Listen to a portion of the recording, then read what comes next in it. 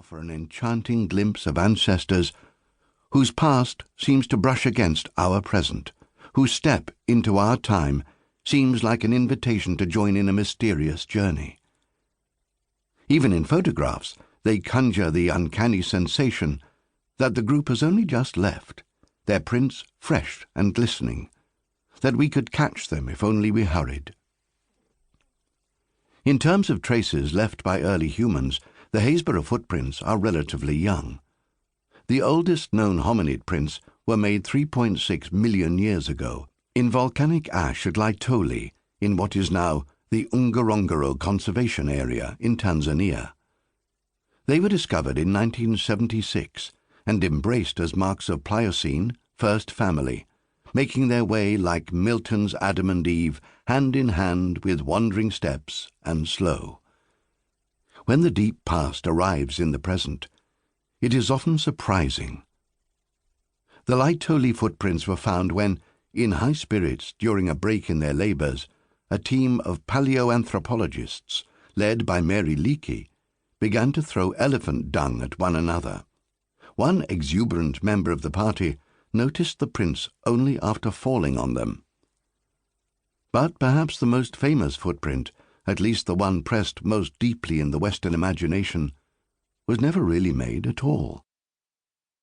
It happened one day about noon, going towards my boat. I was exceedingly surprised by the print of a man's naked foot on the shore, which was very plain to be seen in the sand. I stood like one thunderstruck, or as if I had seen an apparition. I listened, I looked round me. I could hear nothing nor see anything. There was exactly the very print of a foot, toes, heel, and every part of a foot. How it came thither, I knew not, nor could in the least imagine. This discovery of a single footprint is the most iconic moment in Daniel Defoe's Robinson Crusoe, published in 1719 and sometimes referred to as the first modern novel. Robert Louis Stevenson considered it one of the 4 emblematic scenes in literature that, more than any other, have been printed on the mind's eye forever. Friday's impossible mark. How can there be only one, isolated in the middle of an otherwise pristine beach? Has Crusoe spooked? After enduring the solitude of his deserted island, he suddenly sees hints of human presence everywhere, mistaking every bush and tree and fancying every stump at a distance to be a man. The discoveries of Friday's footprint and the footprints of early humans have such a vivid claim on our imagination because we have all lived a version of it at some point. The sudden feeling of being accompanied by an unseen other.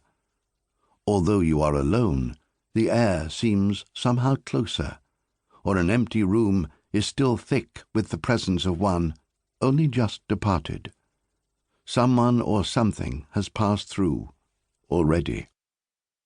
In the final part of The Wasteland, T.S. Eliot drew inspiration from accounts of the Shackleton expeditions to Antarctica, in which exhausted members of the party would hallucinate that there was always one more person present than could be counted. "When I look ahead up the white road," complains one of the poem's many disembodied voices, "there is always another one walking beside you." It was recently suggested that the Laetoli footprints do not represent a pair walking side by side, as was originally thought, but sets of individual prints made at different times. New high-resolution photographic techniques have revealed a third set of toe prints obscured by the other 2.